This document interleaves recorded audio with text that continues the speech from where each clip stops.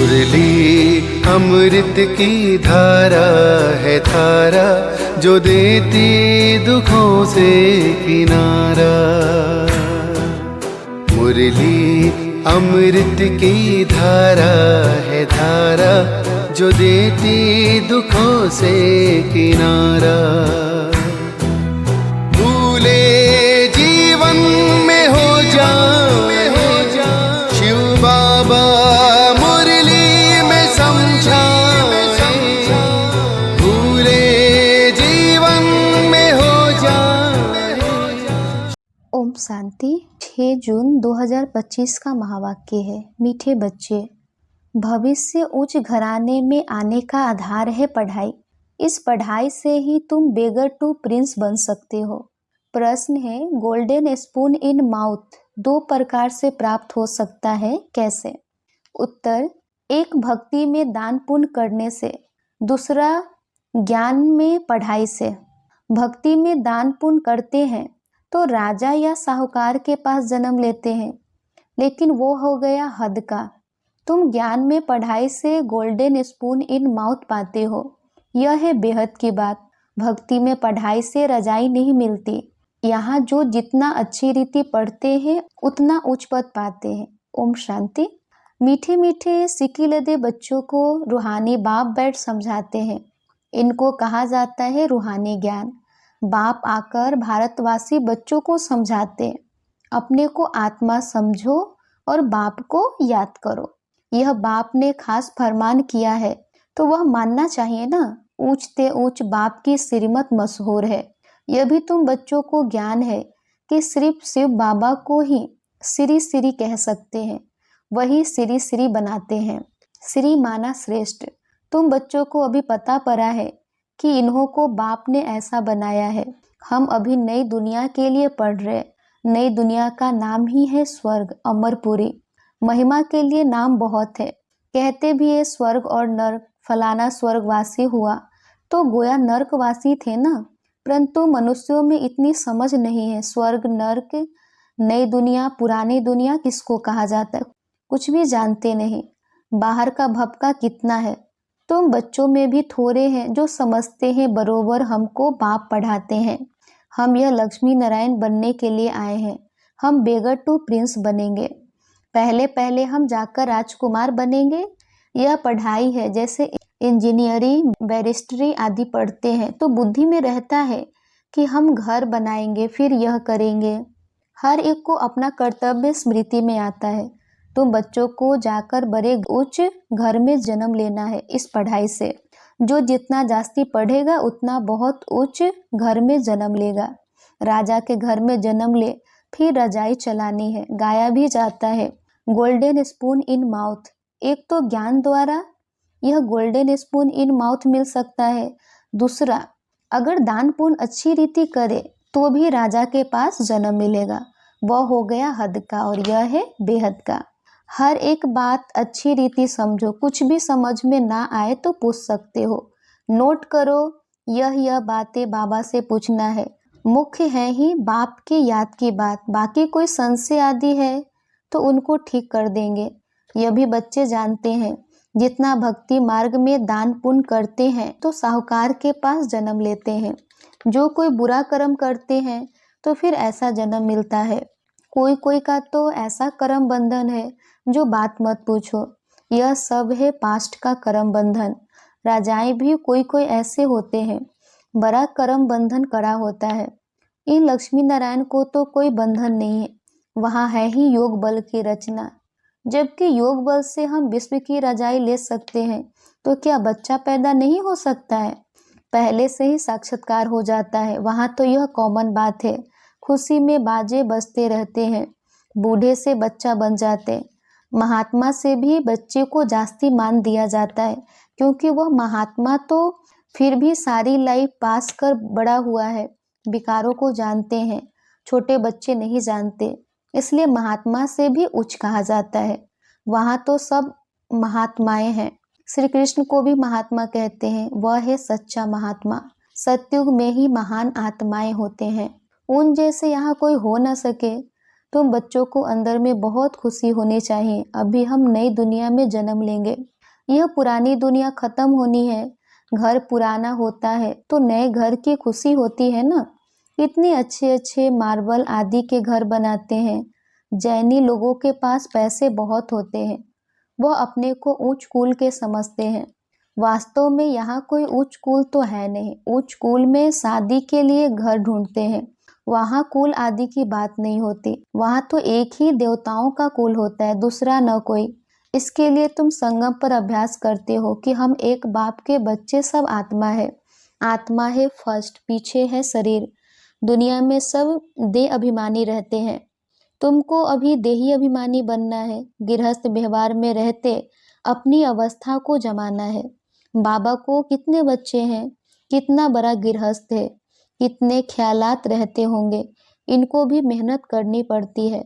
मैं कोई सन्यासी नहीं हूँ, बाबा ने इनमें प्रवेश किया है। ब्रह्मा विष्णु शंकर का भी चित्र है ना। ब्रह्मा है सबसे ऊंच, तो उनको छोड़ बाप किसमें आएंगे। ब्रह्मा कोई नया पैदा नहीं होता है। देखते हो ना इनको कैसे अडॉप्ट करता हो। तुम कैसे ब्राह्मण बनते हो, इन बातों को तुम ही जानो और क्या जाने। कहते हैं यह तो ज्वाहरी था, इनको तुम ब्रह्मा कहते हो। उनको क्या पता इतने ब्राह्मण ब्राह्मणियाँ कैसे पैदा होंगे। एक एक बात में कितना समझाना पड़ता है। यह बहुत गुह्य बातें हैं ना। यह ब्रह्मा व्यक्त, वह अव्यक्त। यह पवित्र बन फिर अव्यक्त हो जाते हैं। यह कहते हैं मैं इस समय पवित्र नहीं हूँ, ऐसा पवित्र बन रहा हूँ। प्रजापिता तो यहाँ होना चाहिए ना, नहीं तो कहाँ से आए। बाप खुद समझाते मैं पतित शरीर में आता हूँ। जरूर इनको ही प्रजापिता कहेंगे, सूक्ष्म वतन में नहीं कहेंगे। वहाँ प्रजा क्या करेंगी। यह इंडिपेंडेंट पवित्र बन जाते हैं। जैसे यह भी पुरुषार्थ करते हैं, वैसे तुम पुरुषार्थ कर इंडिपेंडेंट पवित्र बन जाते हो। विश्व के मालिक बनते हो ना। स्वर्ग अलग, नरक अलग है। अभी तो कितना टुकड़ा टुकड़ा हो गया है। 5000 वर्ष पहले की बात है, जबकि इनका राज्य था। वे लोग फिर लाखों वर्ष कह देते हैं। ये बातें समझेंगे भी वही जिन्होंने कल पहले समझा होगा। तुम देखते हो यहाँ मुसलमान, पारसी आदि सब आते हैं। खुद मुसलमान फिर हिंदुओं को नॉलेज दे रहे हैं। वंडर है ना। समझो कोई सिख धर्म के हैं, वो भी बैठ राजयोग सिखलाते हैं। जो कन्वर्ट हुए हैं वो फिर ट्रांसफर हो देवता कुल में आ जाएंगे। सैपलिंग लगता है। तुम्हारे पास क्रिश्चियन, पारसी भी आते हैं, बौद्धि भी आएंगे। तुम बच्चे जानते हो जब समय नज़दीक आएगा तब चारों ओर से हमारा नाम निकलेगा। एक ही भाषण तुम करेंगे तो ढेर तुम्हारे पास आ जाएंगे। सबको स्मृति आ जाएगी हमारा सच्चा धर्म यह है। जो हमारे धर्म के होंगे वह सब आएंगे तो सही ना। लाखों वर्ष की बात नहीं है। बाप बैठ समझाते हैं।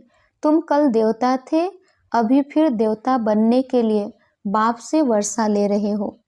तुम सच्चे सच्चे पांडव हो। पांडव अर्थात पंडे।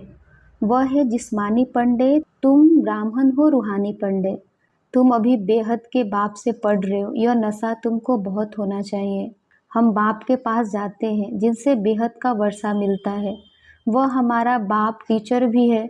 इसमें पढ़ने के लिए कोई टेबल कुर्सी आदि की दरकार नहीं। यह तुम लिखते हो सो भी अपने पुरुषार्थ के लिए। वास्तव में यह समझने की बात है। शिव बाबा तुमको पत्र लिखने के लिए यह पेंसिल आदि उठाते हैं। बच्चे समझेंगे शिव बाबा के लाल अक्षर आए हैं। बाप लिखते हैं रूहानी बच्चे। बच्चे भी समझते हैं रूहानी बाबा वह बहुत ऊंचते ऊंच है, उनकी मत पर चलना है। बाप कहते हैं काम महाशत्रु है, यह आदि मद अंत दुख देने वाला है। उस भूत के वश मत हो, पवित्र बनो। बुलाते भी है हे पतित पावन। तुम बच्चों को अभी बड़ी ताकत मिलती है राज्य करने की। जो कोई जीत पा न सके, तुम कितने सुखी बनते हो। तो इस पढ़ाई पर कितना अटेंशन देना चाहिए। हमको बादशाही मिलती है। तुम जानते हो हम क्या से क्या बन रहे। भगवानुवाच है ना, मैं तुमको राजयोग सिखलाता हूँ, राजाओं का राजा बनाता हूँ। भगवान किसको कहा जाता है यह भी किसको पता नहीं है। आत्मा पुकारती है ओ बाबा, तो मालूम होना चाहिए ना वह कब और कैसे आएंगे। मनुष्य तो ड्रामा की आदि मद अंत ड्यूरेशन आदि को जानेंगे ना। जानने से तुम देवता बन जाते हो। ज्ञान है ही सद्गति के लिए। इस समय है कलयुग का अंत, सब दुर्गति में है, सतयुग में होती है सद्गति। अभी तुम जानते हो बाबा आया हुआ है सर्व की सद्गति करने, सबको जगाने आए हैं। कोई कब्र थोड़े ही है, परंतु घोर अंधियारे में पड़े हैं, उनको जगाने आते हैं। जो बच्चे घोर नींद से जग जाते हैं उनके अंदर खुशी बहुत होती है। हम शिव बाबा के बच्चे हैं, कोई किस्म का फिक्र नहीं है। बाप हमको विश्व का मालिक बनाते हैं, रोने का नाम नहीं, यह है रोने की दुनिया, वह है हर्षित रहने की दुनिया। उन्हों के चित्र देखो कैसे शोभनीक हंसमुख बनाते हैं, वह फीचर्स तो यहाँ निकाल ना सके। बुद्धि से समझते हैं इन जैसे फीचर्स देखने में आते हैं। तुम मीठे मीठे बच्चों को अभी स्मृति आई है कि भविष्य में अमरपुरी के हम प्रिंस बनेंगे। इस मृत्यु लोक को, इस भंबोर को आग लगनी है। सिविल वार में भी एक दो को मारते कैसे हैं, किसको हम मारते हैं वो भी पता नहीं पड़ता है। हाहाकार के बाद जय जयकार होनी है। तुम्हारी विजयी, बाकी सब विनाश हो जाएंगे। रुद्र की माला में पिरोकर फिर विष्णु की माला में पिरोए जाएंगे। अभी तुम पुरुषार्थ करते हो अपने घर जाने के लिए। भक्ति का कितना फैलाव है, जैसे झाड़ के अनेक पत्ते होते हैं वैसे भक्ति का फैलाव है। बीज है ज्ञान, बीज कितना छोटा है, बीज है बाबा। इस झाड़ की स्थापना, पालना और विनाश कैसे होता है यह तुम जानते हो। यह वैरायटी धर्मों का उल्टा झाड़ है, दुनिया में एक भी नहीं जानते। अब बच्चों को बहुत मेहनत करनी है बाप को याद करने की, तो विक्रम विनाश हो। वह गीता सुनाने वाले भी कहते हैं मन मना भव। सब देह के धर्म छोड़ अपने को आत्मा समझ बाप को याद करो। मनुष्य इसका अर्थ थोड़े ही समझते हैं। वह है ही भक्ति मार्ग, यह है ज्ञान मार्ग। यह राजधानी स्थापन हो रही है, फिक्र की कोई बात नहीं। जिसने थोड़ा भी ज्ञान सुना तो प्रजा में आ जाएंगे।